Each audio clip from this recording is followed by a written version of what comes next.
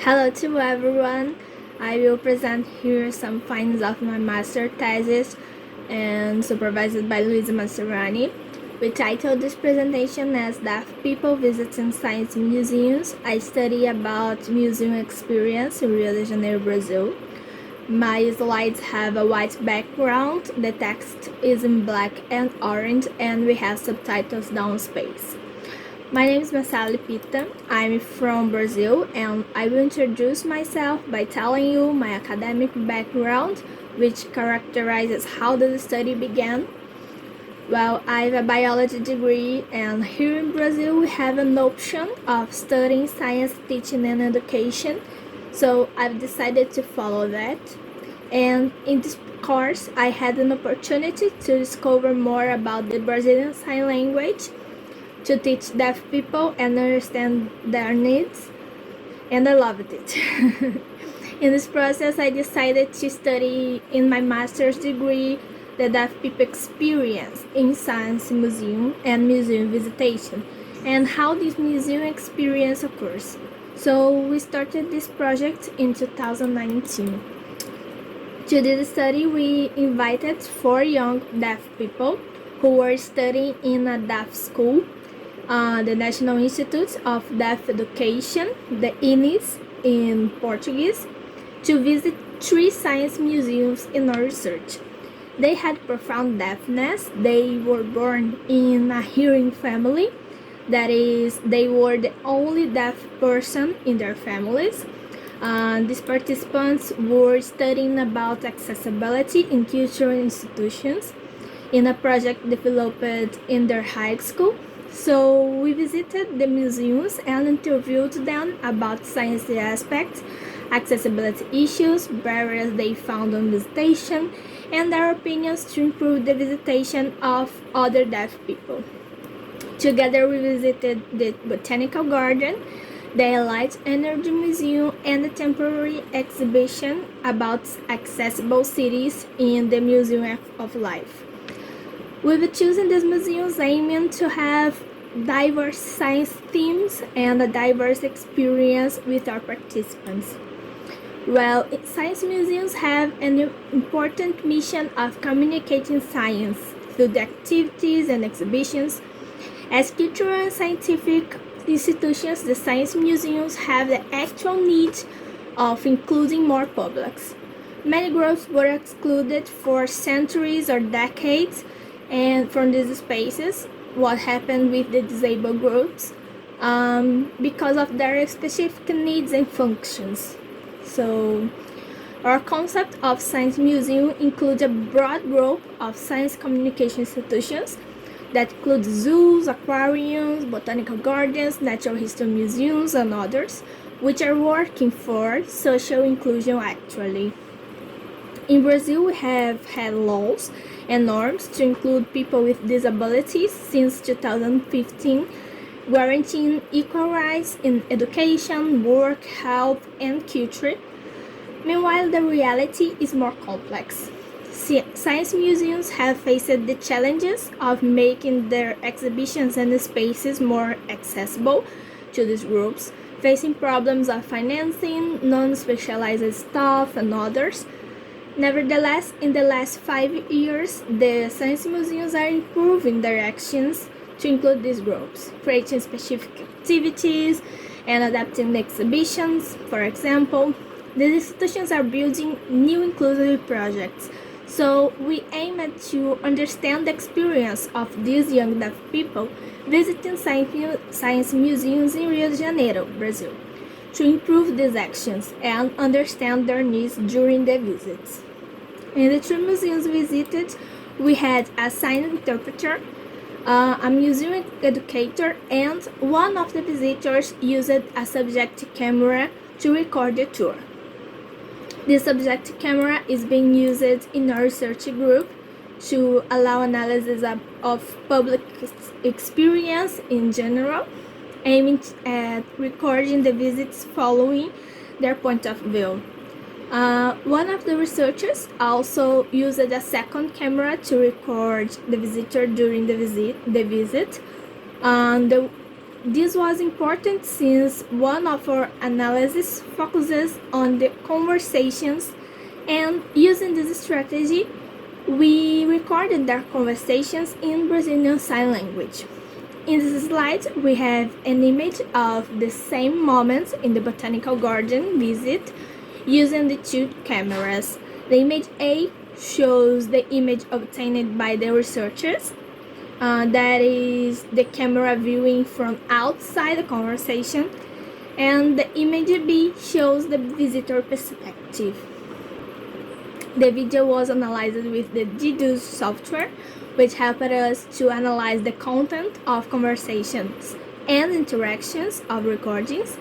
We have used 24 codes to analyze the frequency and length during the visitations. We have an image showing the Deduce layout here, the codes used, and the codification marks. Well, we looked for different types of interaction with the other visitors, the exhibition, and the museum educator.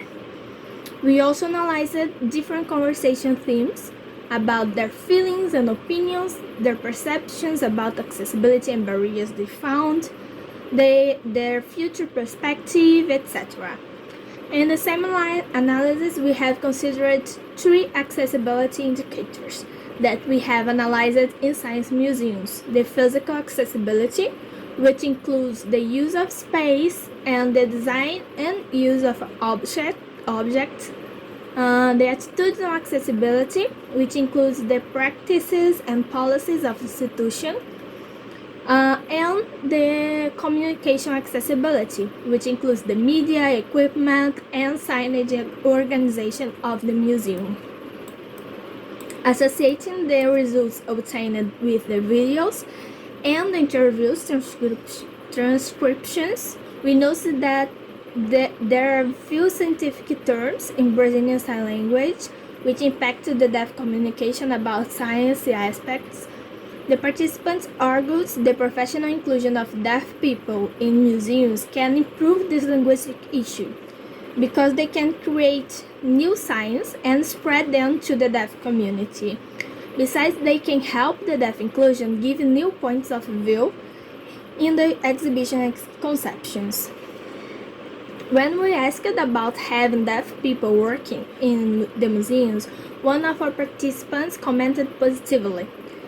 We would have visual communication because he would know the specific signs. We would have his own sign to every tree here. He could create signs, he could search about the trees, the botanical garden history, creating new signs and spreading them to the deaf community. Our studies showed that participants use science concepts and explanations to discuss habits and previous knowledge about the exhibitions. In that way, the science, technology, society, and environment perspective, STSE, can be explored in science museums to approach the scientific aspects and the visitor's comprehension, providing tools to discuss social problems and act critically. About that, in the visit to the Light Energy Museum, when the museum educator was talking about the energy distribution and the views, one of the participants commented about a social problem here, the energy stealing. So he talked, people do this. They steal energy, but you need to separate things, because most of the people who do this think it's okay to steal. It's normal. They think it always happens, so I think this won't stop. It will last forever. Another of our findings is the accessibility improvement to guarantee the visitor autonomy. The participants pointed to the need of more assistive resources and specialized staff in the museums, with interpreters, to provide an accessible visit if they wanted to visit alone or with other deaf friends. And one of them commented about this in an interview. I liked everything in the museum, but I missed the interpreter who stayed in the museum. What would happen if I came alone?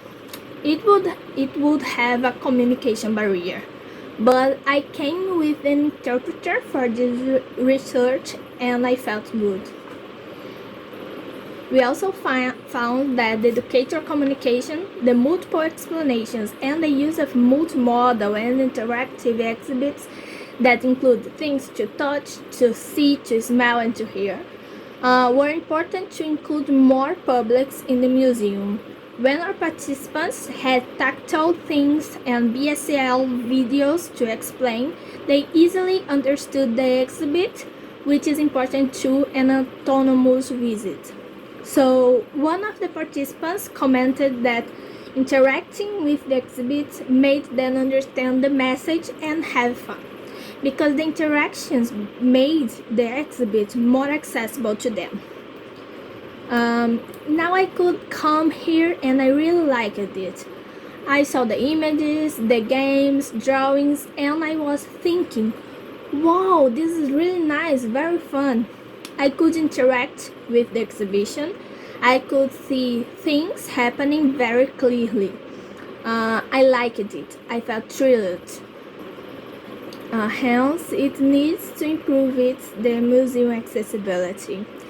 So, in our study, we have noticed our participants correlated the science explanations with their habits and their daily lives, which means that Science, Technology, Society and Environment STSE perspective can be useful to Science Museum. In our study, we observed some attitudinal accessibility by the side of the museum staff. Still, it was an attribute to be improved in the museum because it's important to achieve an accessible communication. The participants argued it is important to create institutional policies to engage the staff in the inclusive perspective and to hire interpreters and deaf educators to participate in building accessible exhibitions. Since the deaf participants did not need any physical accessibility, they pointed to the need of multisensorial exhibits to include people who have multiple disabilities. We aimed to understand how deaf people experience science museums, and we pointed to the needs to improve accessibility, including deaf people as explainers of the museum too, to engage them in the science communication in museums. The next step is investigating how the museums are working to include this public and others in their exhibits and stuff, providing more attitudinal accessibility, which I'm starting to investigate as my doctoral dissertation. I would like to thank you for your attention, giving you our emails to contact us if you need.